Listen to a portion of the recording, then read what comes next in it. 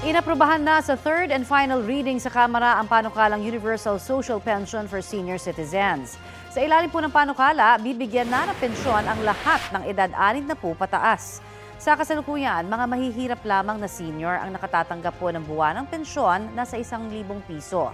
Sa bersyon po kasi ng Kamara, makatatanggap na rin ng 500 piso kada buwan ang iba pang seniors, mayroon man o wala silang SSS o GSIS pension. Pagkatapos ng 5 taon, tsaka ito itataas sa 1,000 piso. Sa Senado naman, nakabinbin pa rin po ang kapareho nitong panukala na inihain ni Senadora Risa Ontiveros.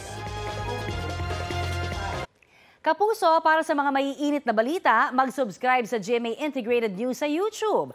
Sa mga kapuso naman abroad, subaybayan nyo kami sa GMA Pinoy TV at sa www.gmanews.tv.